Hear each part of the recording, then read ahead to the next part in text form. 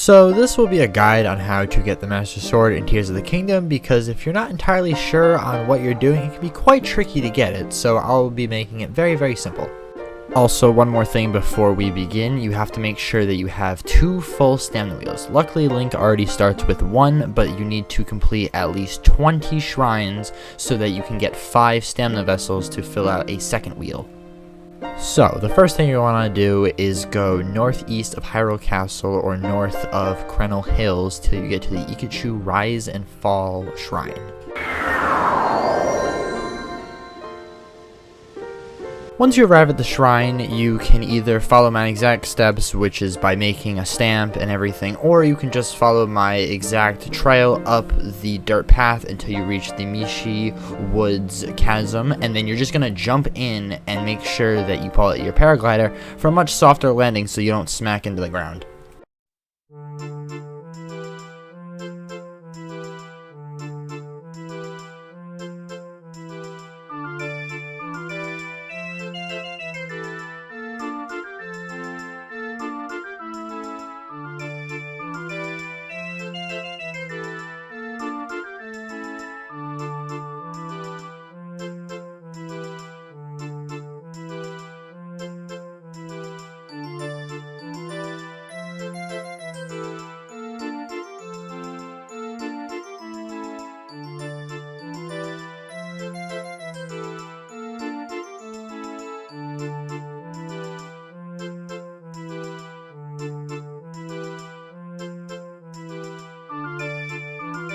Okay, now that you've landed in the depths through the chasm, you're going to want to make sure that you have plenty of bright bloom seeds with you so that you can throw them around so that you can see, because when you come down here it is going to be very dark. It's only bright because I did it all beforehand so that you could just follow the path easily. Make sure to try to avoid any gloom or anything, especially the really big piles, because if you're not careful, you will activate these very big hands that will come out and they can kill you very quickly. If you're doing this with a low amount of hearts like I am, as you see I only have 5, and that is pretty much it. While you're down here, if you feel like it, grab some Pose, because they can be used to get certain outfits, such as the original Champion's Tunic, not the Champion's Leather, which is what Link is wearing in this video, which is his Champion's Tunic with the leather straps on it.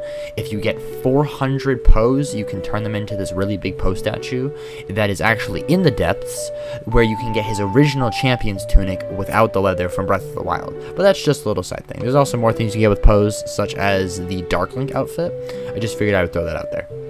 If you do accidentally have to go through the gloom and you have no choice, it's perfectly fine. Just try not to stay into it for too long, because it will eventually take away your max health.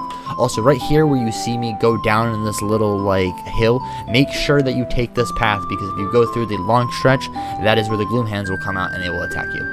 And that's pretty much it. You can just follow my path from here on out, and as long as you follow it, you should be perfectly safe.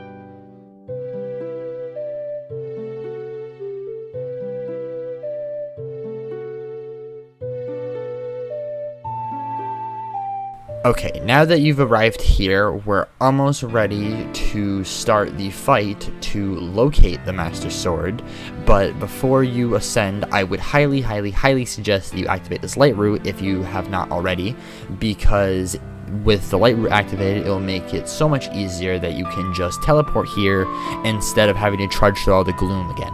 Once the light route is activated, go ahead and ascend through and you will appear in the Lost Woods in front of the Deku Tree, but you will notice that things are very wrong. Once you're out of the ground and you've ascended, I would suggest immediately activating the shrine in front of you before you move on to anything, because this will be your main teleport spot to the Korok Forest. Okay, we're just about ready to start the boss fight. Now you're going to walk into the Great Deku Tree, and you're going to see in the back that there is a chasm. Before you jump in, make sure that you save, because the fight down there can be quite a struggle, but with the strategy that I came up with, if you follow it and you have the correct equipment, it will be incredibly easy, but it can still be a little bit tough, just based on Ganon's attacks. So make sure that you have your best gear and that you save before you jump down. Before the fight begins, I suggest that you eat something that ups Link's attack, just as a precaution, because it can make the fight a little bit easier. So what you're going to want to do is, you're going to see that there's going to be Calamity Hands that come to the ground. You're going to want to take your gemstones, like I had in the list at the start of the video, preferably rubies, and take your 3-shot bow and just shoot it in the middle so that you don't get hit by the blast from the rubies, but it should kill all the hands in one shot because you're really shooting 3. Alright, now we're fighting the main boss of the Deku Tree, which is Phantom Ganon. He hits very, very hard and deals a lot of damage. I've noticed when I was doing this with 5 hearts, if he ever hit me, he would usually bring me down to about a quarter of a heart left. So if you're doing this with 5, as long as you have enough health, you should be fine. If you're doing it with 4, you have to be very careful. But for the most part, as long as you keep your distance and you're always aiming for the head so that you get the double damage bonus for the head, you should be okay, because also headshots will stun him. And that's pretty much all there is to fighting Phantom Ganon, is just keep your distance and make sure that you land your shots. Alright, now that you've defeated Phantom Ganon, you are all set. He will drop some actually pretty good gear, which I would suggest picking up because it's a really good weapon and a very cool bow that deals more damage the more maximum hearts you have, which is pretty cool. And you'll also notice all the Calamity will have disappeared by now. You can then just teleport to the shrine outside the Deku Tree, and then you can go talk to the Deku Tree.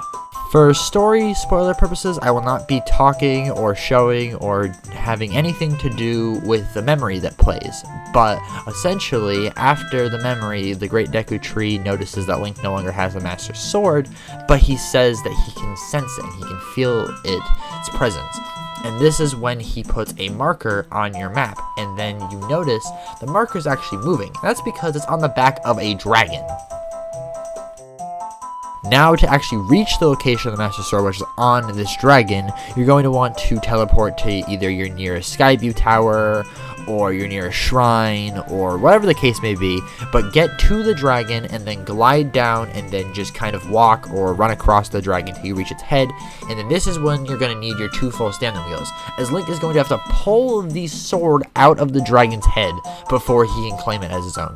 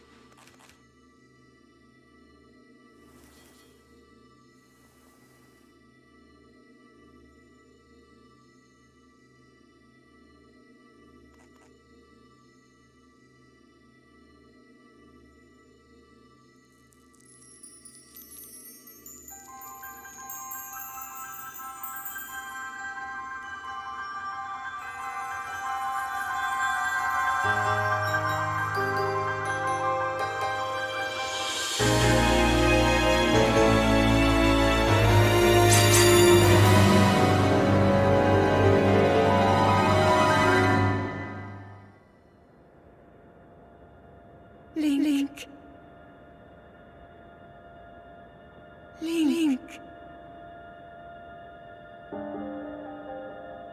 The Master Sword. Your sword. She is the key to destroy the Demon King. He defeated her before, but a long slumber will heal his grievous wounds. And when you two next face the Demon King,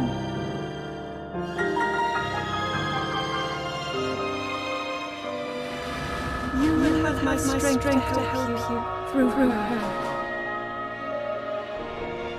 Link, you are our final hope. I pray. This sword reaches you in the future.